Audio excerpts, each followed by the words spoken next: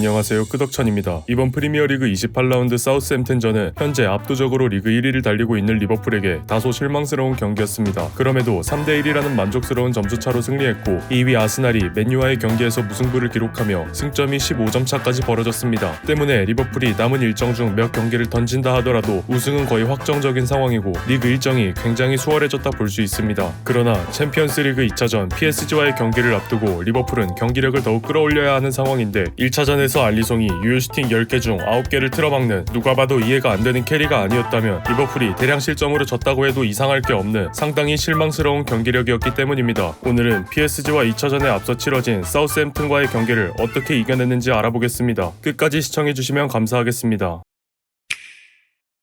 리버풀은 4-2-3-1의 포메이션으로 골키퍼의 알리송, 최후방의 아놀드, 코나테, 반다이크, 치미카스, 미드필더의 흐라벤베르, 커티스 존스, 2선의 살라, 소보슬라이, 디아스, 최전방의 다르윈 누네스가 출전했습니다. 눈에 띄는 부분은 치미카스와 누네스의 선발 출전이고 그 외 대부분의 주전 선수들이 그대로 기용되었습니다. 아마 상대가 리그 최하위 팀이기 때문에 빠르게 우위를 잡으며 경기력을 회복하고 교체를 활용해 주전의 체력을 안배하려는 의도 같았습니다. 만약 이 일환으로 로버트슨과 조타 그리고 중원의 핵심인 메갈리스터가 벤치에 앉은 것이라 흐라벤베르의 선발 출전은 더욱 이해가 가지 않았습니다. 리베로까지 봐가며 압도적인 폼을 보여주었던 모습은 없고 체력적으로 많이 지친 모습과 집중력이 부족한 모습을 노출했는데 굳이 선발로 내보냈어야 했나라는 생각이 들었습니다. 그럼에도 불구하고 시즌 전체로 봤을 때 리버풀의 흐름이 나쁘지 않기 때문에 이번 경기는 수월하게 풀어갈 듯 했습니다. 결국 선발 라인업을 통해 확인할 수 있는 것은 리버풀이 강등권 팀과의 경기라도 대충 할 생각이 없다는 점, 그리고 주전 선수의 경기력을 끌어올리는 것을 최우선으로 고려하고 있다는 점입니다.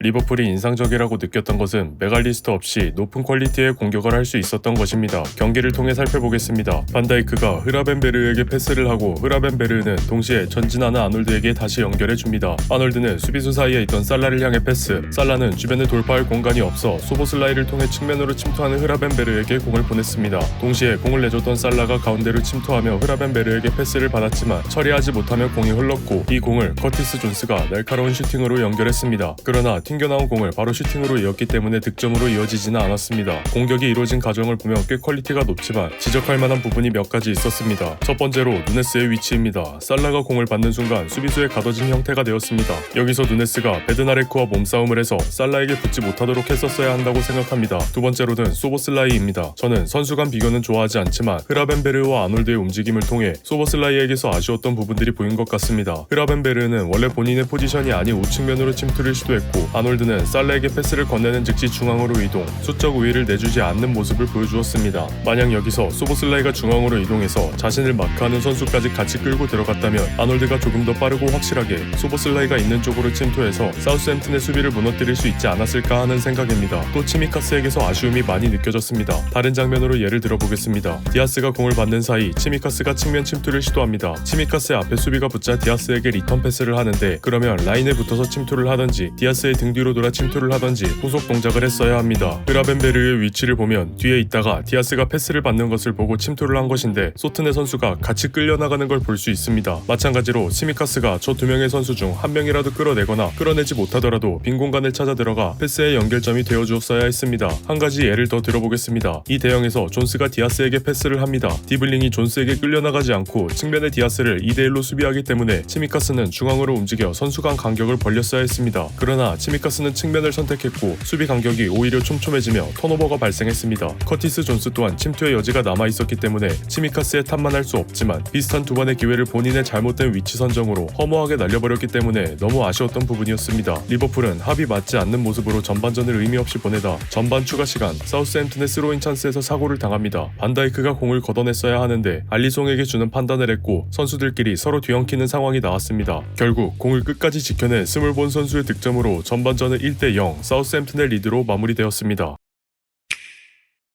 실망스러운 경기력으로 뒤처지게 된 리버풀을 구한 것은 다름 아닌 아르네 슬롯 감독이었습니다. 후반전이 시작되자마자 슬롯은 치미카스, 커티스 존스, 소보슬라이를 빼고 메갈리스터와 로버트슨, 하비 엘리엇을 투입했습니다. 개인적으로 하비 엘리엇이 킥이라 생각하는데 같은 공미 자리에 소보슬라이가 커티스 존스와 더불어 전방 압박과 오프더볼을 통한 변수 창출에 능하지만 엘리엇처럼 직접 공을 몰고 플레이메이킹을 하는 유형은 아닙니다. 사우스햄튼이 라인을 올려서 플레이하는 것도 아니고 수비적인 운영을 했다는 점을 감안했을 때 존스, 소보슬라이를 활용한 전방 압박보다 엘리엇을 통한 플레이메이킹이 효과적일 거라 판단했을 것 같습니다. 이전 챕터에서 치미카스가 공간을 이상하게 차지해서 디아스가 이도 저도 못하는 상황에 대해 말했는데 로버트슨과 메갈리스터의 투입으로 많이 개선되었습니다. 왼쪽 측면의 공간을 일부러 비워주니 디아스의 측면을 통한 침투가 비교적 자유로워졌고 컵백을 통해 누네스가 원터치 슛으로 득점을 올렸습니다. 이 득점 직후 리버풀이 다시 공격을 시도하는 과정에서 사우스햄튼의 박스한 경합 상황이 벌어졌는데 누네스가 먼저 자리를 잡은 상황에서 뒤에서 태클을 당해 PK가 선언되었습니다. 살라가 왼쪽 구석으로 찬 슈팅이 그대로 성공해서 리버풀이 2대1로 앞서 나가게 되었고 이 득점을 기점으로 리버풀 선수들의 혈이 뚫렸는지 거침없는 공격을 퍼부었습니다. 경기 막바지에 사우스햄튼의 스가와라가 디아스와 경합을 하는 도중 박스 안에서 핸드볼을 저질렀고 다시 PK가 선언되었습니다. 살라가 실수 없이 마무리하며 리버풀은 3대1로 쐐기골에 성공했습니다. 경기 전체적인 평을 해보자면 메갈리스터의 대체 선수가 너무 필요해 보였습니다. 커티스 존스나 소보슬라이의 퀄리티 문제가 아니라 메갈리스터처럼 아래서부터 전개를 할 수 있는 선수가 벤치에 당장 없는 상황입니다. 어쨌든 슬롯은 리버풀에 부족했던 부분을 정확히 짚었고 적절한 교체를 통해 경기력에 활력을 불어넣었습니다. 첫 번째 골 말고는 어떻게든 골을 얻어내었다는 느낌이 강하지만 리버풀의 경기력 자체를 반전시켰다는 점, 이를 통해 경기를 이겨내었다는 점이 중요한 포인트입니다.